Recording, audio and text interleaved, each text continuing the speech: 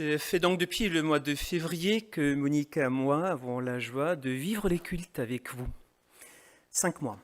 Et je veux dire que pour moi, c'était un apprentissage de passer de 30 années de ministère pastoral, où j'étais très souvent derrière le micro, de m'asseoir dans l'assistance et de vivre les cultes de cette façon-là. C'était pour moi un apprentissage, et ça m'a donné aussi une idée. Vous savez que quand l'Église discerne le don de la prédication chez une personne, on l'encourage très souvent à suivre une formation. Et je me suis dit, peut-être on pourrait une fois réfléchir à une formation, comment écouter une prédication. Pour moi, c'était un apprentissage. Mais les cultes que j'ai pu vivre avec vous étaient pour moi vraiment des temps de bénédiction, des temps de ressourcement, des temps parfois aussi de guérison.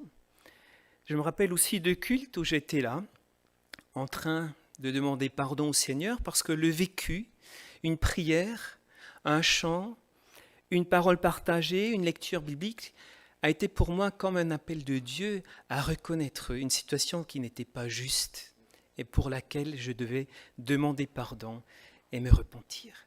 Et dans ce sens-là, les cultes ont vraiment été pour moi, et je pense aussi, je peux le dire pour Monica, vraiment des lieux de bénédiction. Alors merci de tout cœur pour votre accueil, pour votre communion fraternelle, tout simplement cet accueil que vous avez réservé le dimanche matin. Nous avons pu venir, on n'a pas dû expliquer des choses, on n'a pas dû répondre à des questions, nous avons tout simplement pu vivre notre foi avec vous. Et c'est extraordinaire. Et dans ce sens, nous prions aussi, maintenant où nous préparons notre déménagement à Albertville, nous prions que votre assemblée puisse être ou devenir ce lieu de bénédiction encore pour d'autres personnes, comme elle a été pour nous. C'est avec joie aussi que j'ai répondu à la sollicitation pour la prédication de ce matin. Et mon intervention sera en partie un témoignage personnel sur mon vécu des derniers mois et bien sûr aussi l'étude d'un texte biblique. Dimanche dernier a pris fin pour moi un engagement de 3 mois au Mont des Oiseaux, à l'Institut médico-éducatif Le Mont des Oiseaux, qui est près de Wissembourg, donc, dans le Bas-Rhin. J'ai terminé une période très intense de mon congé sabbatique. J'ai eu l'occasion de travailler pendant 3 mois dans cet institut, dans ce lieu qui accueille des enfants et des adultes handicapés. À l'origine du Mont des Oiseaux, il y avait à la fin de la Deuxième Guerre mondiale des chrétiens, notamment de l'église ménonite du Geisberg, qui étaient interpellés par la misère des orphelins de guerre. Ces enfants qui avaient perdu papa et maman pendant la guerre, qui n'avaient peut-être même plus de famille ou famille proche pour les accueillir. Là, dans ce que j'ai pu consulter, c'était les premiers orphelins de guerre qui étaient accueillis au Mont des Oiseaux. C'était l'époque où des chrétiens avaient à cœur de les accueillir. Il y avait des bâtiments tout simples, on jouait avec les enfants, mais il y avait aussi l'école et il y avait aussi l'école de dimanche. Le témoignage de l'amour de Dieu pour des enfants qui avaient tout perdu. Il faut oser le faire. Il faut oser parler d'un Dieu d'amour à ces enfants qui venaient de vivre la guerre et qui venaient de tout perdre.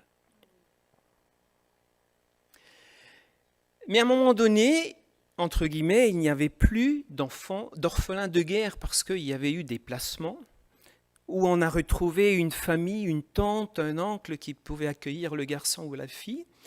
Et alors ces chrétiens engagés se sont dit, voilà, aujourd'hui, il y a un besoin d'accueillir des personnes handicapées, notamment des personnes souffrant de troubles mentaux. Apparemment, à l'époque, il y avait très peu d'instituts pour le faire. Donc ces personnes ont maintenant commencé à accueillir des personnes handicapées. Et avec les années, s'est ajouté un petit mot, le polyhandicapés, des personnes qui souffraient de plusieurs handicaps à la fois. Aujourd'hui, il y a de plus en plus d'accueil d'enfants souffrant des troubles du spectre autistique.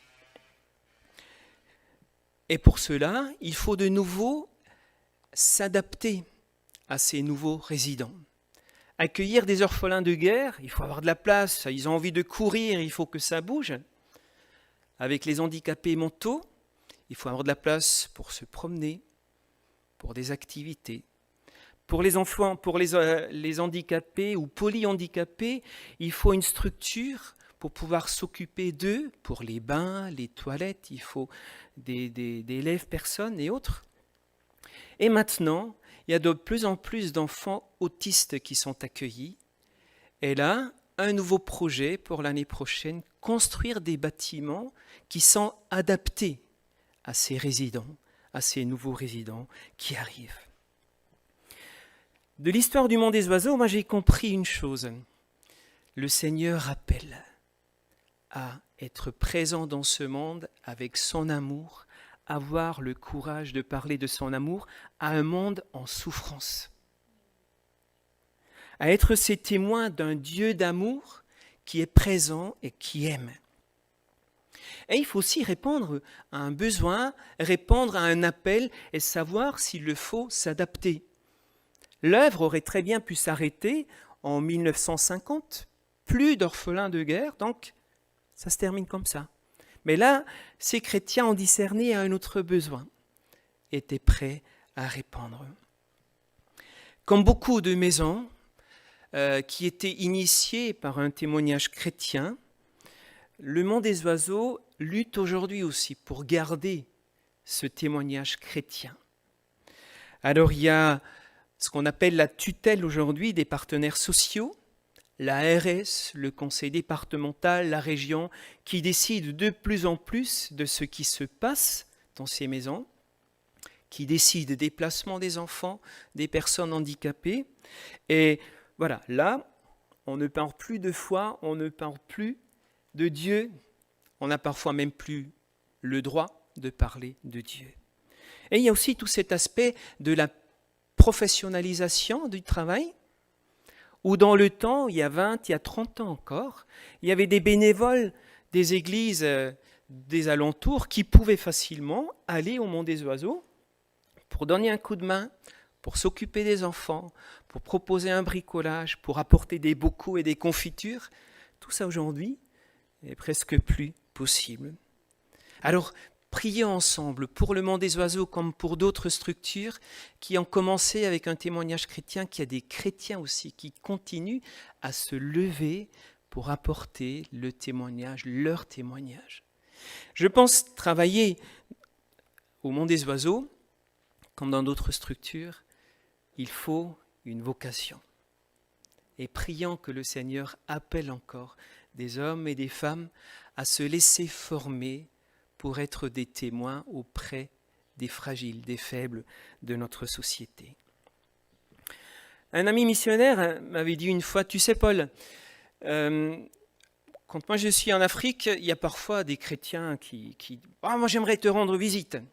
Et ils arrivent, beaucoup de bonne volonté, et après une semaine me disent « Ah, moi je pourrais écrire un livre, ou une bibliothèque même, de tout ce que j'ai vu ». S'il reste un mois, ils me disent « Tu sais, moi je pourrais écrire un livre ». Et s'il reste plus d'un mois, ils disent « Je pourrais écrire des choses que j'ai vues, mais avant tout je veux témoigner de ce que moi j'ai vécu ». Je ne suis pas là simplement là en train de voir, en train d'être spectateur de quelque chose, mais je m'implique et je le vis. Et c'était ça aussi pour moi, le changement que j'ai vécu pendant 3 mois. La première semaine, je pense que je suis rentré à la maison et Monica, pendant 1 heure, elle n'arrivait pas à placer une seule parole parce que ça débordait de tout ce que j'avais vu. Mais j'avais simplement vu. Et au fur et à mesure, j'ai vécu. Et aujourd'hui, dans mon témoignage, j'aimerais parler de ce que moi, j'ai vécu et reçu du Seigneur. Il faut une vocation.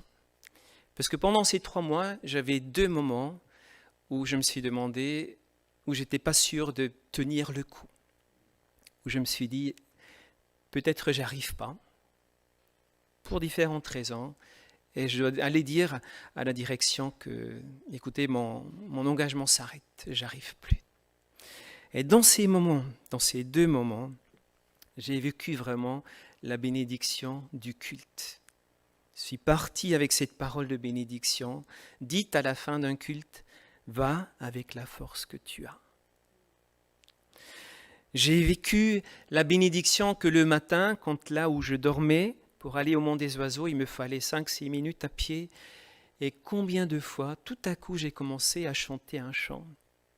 Notamment, Dieu ta fidélité, un matin, difficile aussi. Je commence à chanter ce chant et je me dis, Seigneur, merci, c'est ce chant qui me porte, qui me donne les forces pour aujourd'hui. Le soutien de l'Église, de la parole, des cantiques qui m'ont permis non seulement de tenir le coup, mais d'être heureux dans ce que j'ai pu vivre. Ce que j'ai vécu avec les personnes handicapées, j'étais dans un groupe avec des enfants autistes qui avaient aussi une déficience intellectuelle et des troubles de comportement. Ce que j'ai appris, c'est que la bonne volonté ne suffit pas. J'avais beaucoup de bonne volonté, mais ça ne suffit pas pour comprendre, pour aider, pour être présent. Ce qu'il faut, c'est la bonne volonté de vouloir apprendre. Et combien de fois je suis allé voir un collègue pour dire, écoute, je ne sais plus comment faire. Est-ce que tu peux m'aider? Est-ce que tu peux me dire? Alors lui, il était gêné, il a tout juste la trentaine, moi j'ai 56 ans. Mais voilà, la bonne volonté ne suffit pas, ou alors cette bonne volonté de vouloir apprendre, de reconnaître ses limites. Et notamment au début, ces 2 aspects naturels que nous rencontrons face à l'handicap, c'est la peur. Vous rencontrez dans le bus, dans un magasin ou ailleurs, il y a souvent un sentiment de crainte qui nous envahit. Et cette question de l'injustice face à l'handicap, c'est pas juste. Et ça peut être paralysant. Je l'ai vécu moi-même. Ma difficulté aussi de reconnaître mes limites de compréhension et d'explication. Et parfois, j'ai dû me dire, là, je ne comprends pas, mais je veux quand même aimer la personne. Parce que la personne va toujours passer avant le handicap. La personne va toujours passer, ou l'amour doit toujours passer avant la compréhension ou les explications. Et puis une autre leçon douloureuse que j'ai apprise, quelque part, la fausse compassion. Quand la compassion ou un discours saturé de compassion et de consolation fait que je regarde toujours la personne handicapée du haut. Ah, toi le pauvre, heureusement que je suis là pour t'aider. Là, on n'est pas dans la vraie compassion. J'ai dû l'apprendre aussi. Et pour moi, un moment important, c'était avec une fille de 11 ans, de reconnaître que je dois lui demander pardon. Ça m'a bouleversé. Je pense qu'elle n'a rien compris dans ma démarche. J'en sais rien. C'est pas elle.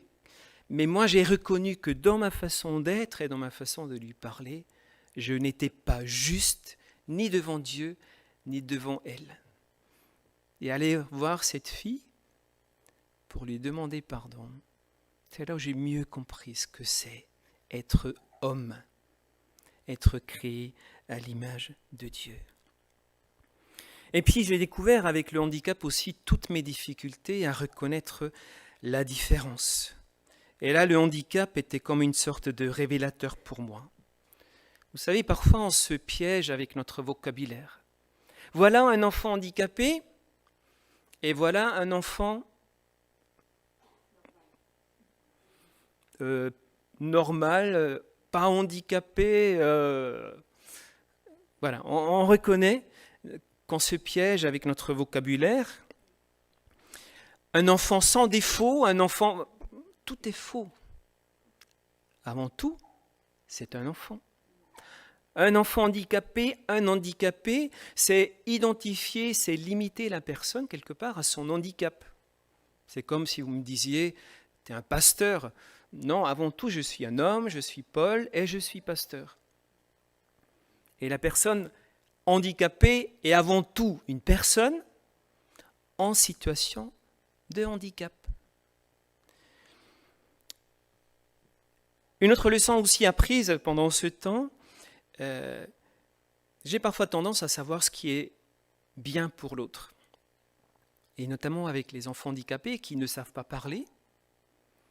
Je pensais, voilà, cette fille, ce garçon est là, ce qui est bien pour lui, pour elle, pour reconnaître finalement que je me suis complètement trompé. Je ne voulais pas, ou je ne peux pas prendre sa place. Et mon impatience, mon incapacité de me mettre au rythme de l'autre. Alors moi, je suis quelqu'un qui réfléchit vite, qui agit vite et qui parfois aussi parle vite. Et avec ses enfants autistes, un collègue, une fois venu, il m'a dit « Paul, stop ». J'ai dit à une fille « Lève-toi, lève-toi, lève-toi ». Et il est venu, il m'a dit « Écoute, parfois il y a dans l'handicap, il faut quelques secondes pour recevoir l'ordre, pour comprendre et pour faire. Et si toi tu insistes avec « Viens », viens enfin, ben tu en vas à chaque fois une impulsion et finalement ça se brouille dans le cerveau de la personne en face de toi et finalement elle ne sait plus ce que tu veux, elle voit ton énervement, elle le sent et elle s'énerve aussi. Et j'ai dû apprendre à dire viens, souvent avec un geste, viens.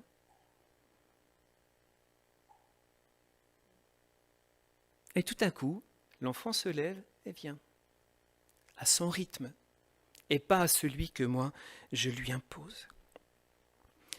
Viens, on va manger. L'enfant n'a rien compris. Mon collègue me dit, on, c'est qui? Tu vas manger. Et alors l'enfant te suit.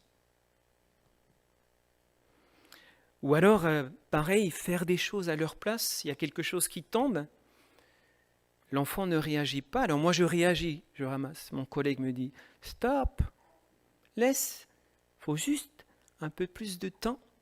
Il ne faut pas l'infantiliser, il faut le laisser faire à son rythme.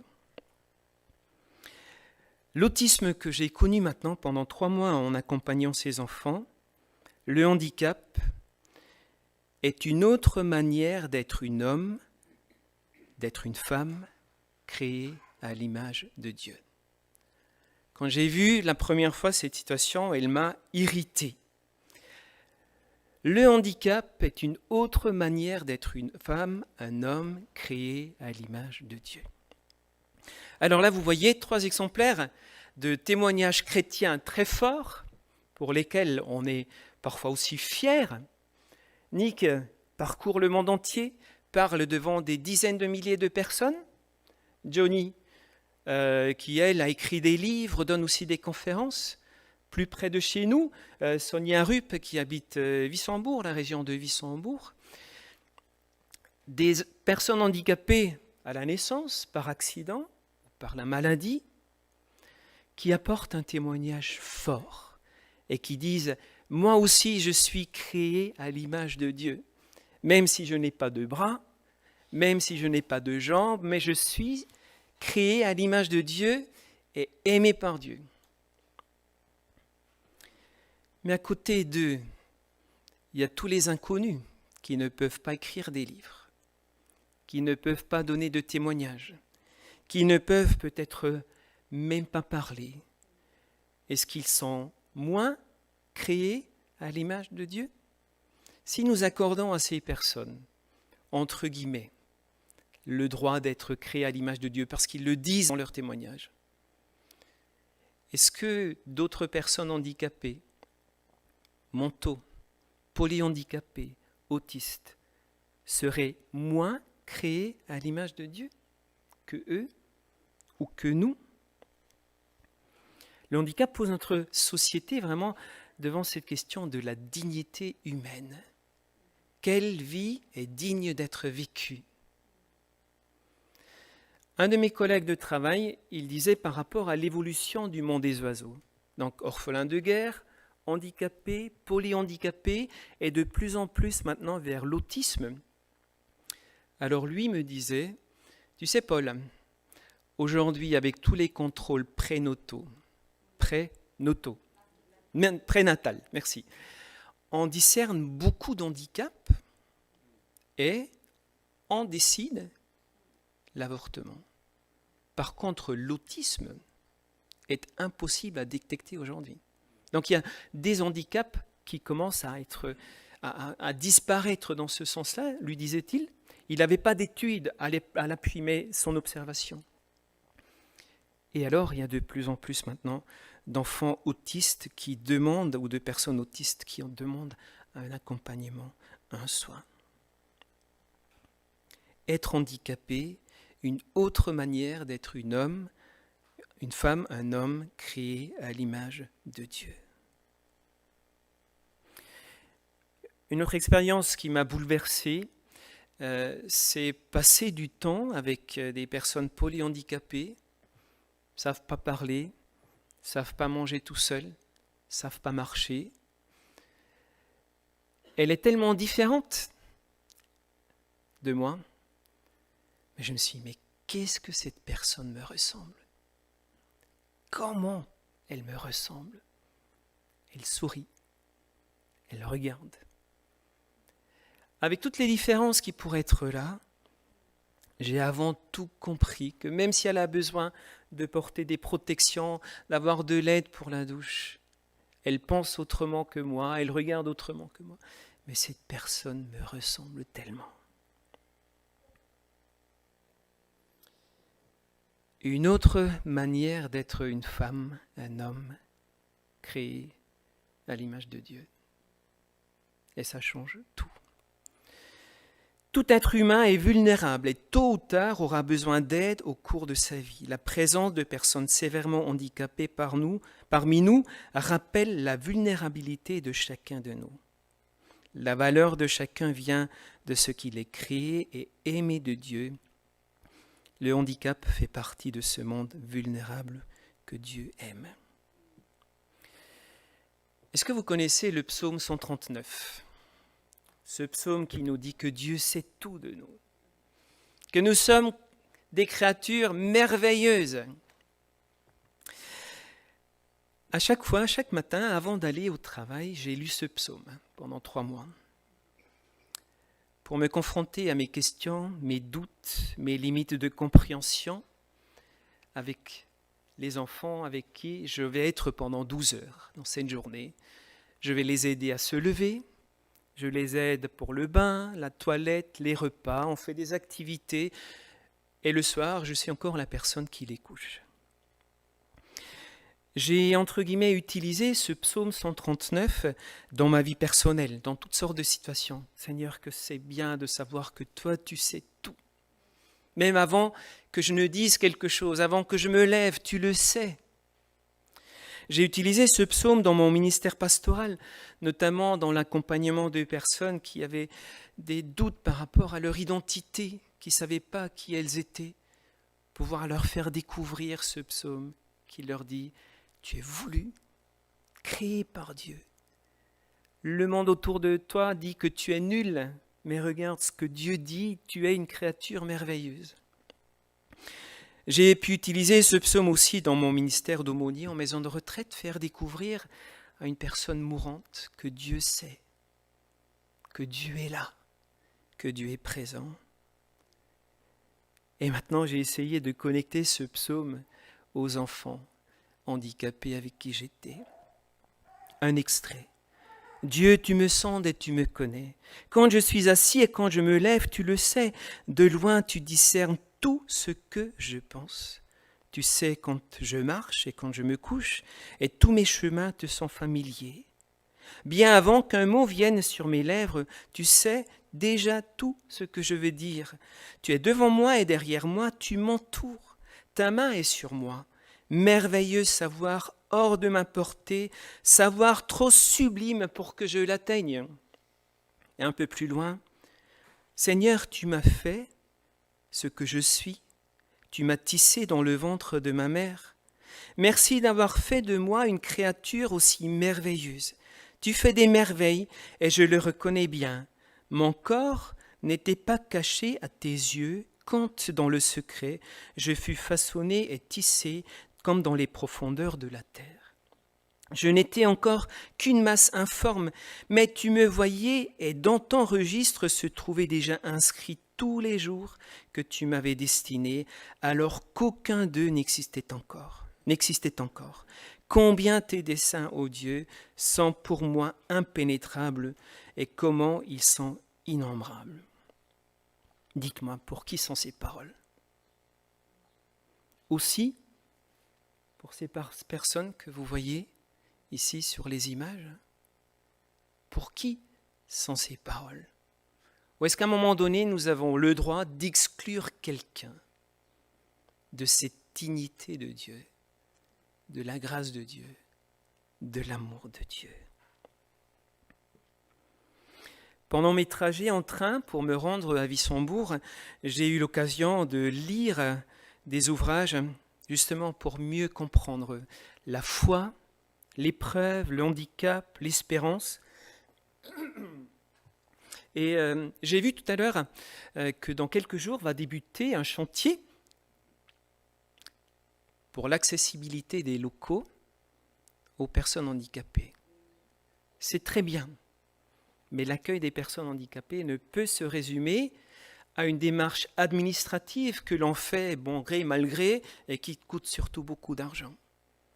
Si notre théologie de l'handicap se résume à une sorte d'ascenseur et des portes plus larges, on n'a probablement pas encore compris ce que Dieu veut pour la vie. Mais c'est des questions aussi, des questions théologiques qui sont difficiles à cerner, l'handicap. Il y avait un débat entre des théologiens allemands, Karl Barth et Heinrich Vogel. Heinrich Vogel, sa fille était lourdement handicapée. Et lui, dans sa théologie, il disait « Je vis dans cette espérance qu'un jour, ma fille sera délivrée du handicap dans la résurrection des morts. » Et Karl Barth, lui, il disait « Moi, je ne suis pas d'accord avec cette approche, parce que ça voudrait dire qu'aujourd'hui, cet enfant porte quelque part les traces d'une erreur de la création de Dieu, comme si Dieu avait commis une erreur qu'il corrigerait à la résurrection des morts. » Des questions importantes, des questions difficiles qui nous préoccupent aussi dans notre théologie. Et je voudrais vous citer un autre théologien, Ulrich Bach, aussi allemand. Alors lui est lourdement handicapé. Donc il passe sa journée, sa vie dans un fauteuil roulant. Et en même temps, il a cette capacité de lire, d'écrire et même d'enseigner la théologie au niveau universitaire. Et lui, il disait, voilà, quand on dit que le handicap, c'est une erreur, c'est quelque chose que Dieu doit corriger, il dit, moi, qui suis-je alors? Une erreur de Dieu? Quel est le regard que vous portez pour moi? Et il écrivait, en excluant les personnes handicapées de l'œuvre créatrice dont Dieu dit qu'elle est bonne, nous soutenons l'insoutenable, à savoir une vision de l'homme qui cherche à définir le beau, le parfait, la force, la richesse, le pouvoir. Et il dit, et alors moi, dans mon fauteuil roulant, qui suis-je pour vous?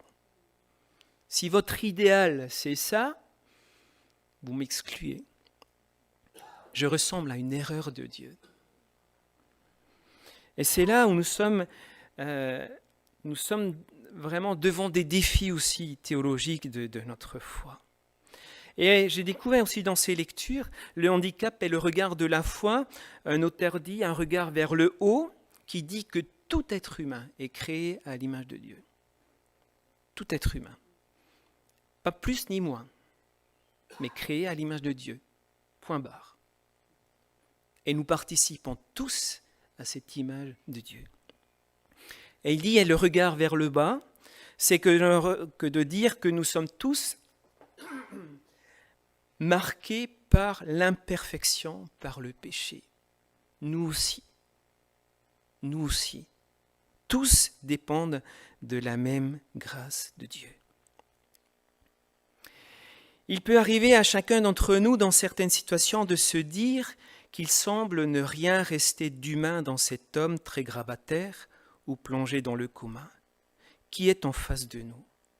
Mais gardons-nous de faire de ce sentiment une réalité. Nous pouvons savoir qu'il ne s'exprime plus, nous ne pouvons jamais savoir s'il ne perçoit plus. Nous voyons l'absence de caractéristiques externes, nous ne savons rien de la vie intérieure de cet homme. J'ai dû apprendre ça avec les enfants handicapés. Il y a un livre magnifique, écrit en allemand. Un petit garçon, il l'a écrit à 13 ans, il a écrit ce livre. Je vole avec des ailes déchirées. Je vole avec des ailes déchirées. Raphaël est un autiste de haut niveau. On appelle ça des autistes de haut niveau, c'est-à-dire il a une capacité intellectuelle hors norme. Sa plus grande souffrance, quand il était petit, c'est que personne ne le comprenait et tout le monde pensait qu'il était idiot. Même les médecins disaient, écoutez, il n'y a rien à espérer. Jusqu'au jour où ce garçon et sa maman l'a observé, elle a dit, mais c'est pas vrai. Ce garçon, il comprend, il sait. Donc ils ont découvert une manière d'écrire, une écriture appuyée, où la maman lui tient le bras et lui, il peut écrire. Et ils ont compris qu'à 4 ans, il savait lire. À 6 ans, il connaissait déjà l'anglais. Pourquoi ? Nous lisons, il écrit, vous lisez. Une page, un mot après l'autre. Hop, pardon. Lui, il regarde la page, il a tout lu. Il a écrit plusieurs langues avec les modes d'emploi, où vous avez le texte en français, en allemand, en chinois et tout ça. Lui, il regarde et il sait. Donc, tout le monde de l'extérieur pensait que ce Raphaël, pour comprendre qu'il est tellement intelligent. Donc, gardons-nous de juger les personnes. Des personnes atteintes de troubles mentaux ou de syndrome cognito-mnésique, au nom d'une conception de la dignité humaine fondée sur la raison, sur le degré de maîtrise de soi et d'autonomie, furent jugés indignes d'être des hommes, parfois indignes de vivre. Deuxième Guerre mondiale, on rappelle des choses. Dans d'autres cultures encore aujourd'hui, invité Françoise Pédot, qui travaille avec des enfants handicapés en Afrique, délaissés par leur famille, laissés mourir, une vie qui ne mérite pas d'être vécue. La dignité humaine doit être respectée pour que cette dignité ne dépend pas de notre regard sur la personne, mais de la personne qu'elle est. Je termine avec un texte biblique très courtement où nous sommes à Jéricho. C'est le dernier voyage de Jésus depuis la Galilée pour se rendre à Jérusalem. Jésus est accompagné par ses disciples, mais au fur et à mesure que le voyage progresse, il y a du monde, il y a des foules qui accourent. Et à la sortie du village de Jéricho, on essaie de faire taire un homme en lui signifiant qu'il n'a pas le droit d'être là. Il n'a pas le droit de parler, il n'a pas le droit de se faire remarquer. Il n'a pas le droit d'avoir la considération de Jésus. Il n'a pas le droit, il n'est pas digne, il ne mérite pas. Pourquoi ? Parce qu'il est aveugle, il est probablement pas beau à voir, il est assis dans la poussière, il est mendiant. Comme Jésus approchait de Jéricho, un aveugle était assis au bord du chemin en train de mendier. En entendant le bruit de la foule qui passait, Il demanda ce que c'était, et on lui répondit que c'était Jésus de Nazareth qui passait. Alors il se mit à crier très fort, « Jésus, fils de David, aie pitié de moi !» Ceux qui marchaient en tête du cortège le rabrouèrent pour le faire taire.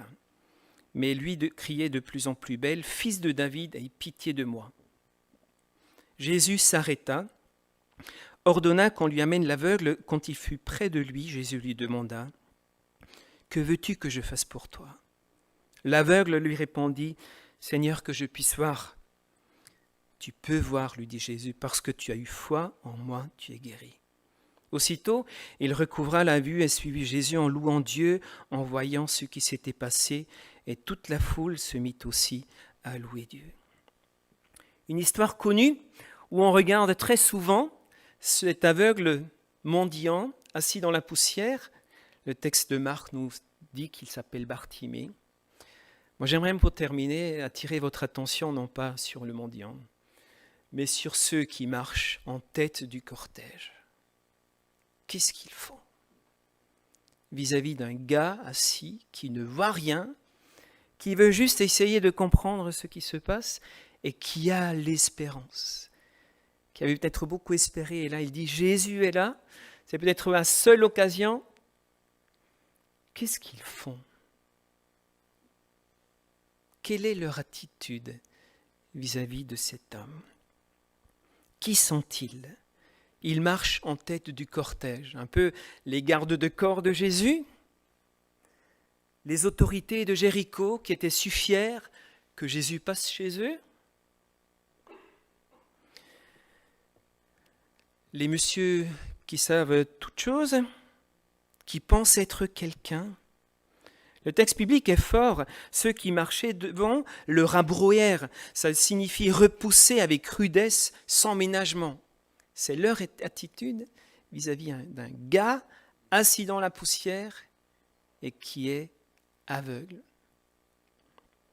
Ils le reprenaient pour le faire taire. Ils lui faisaient des reproches. Il y a quelque chose de sévère, de violent dans ce texte. L'objectif est toujours le même.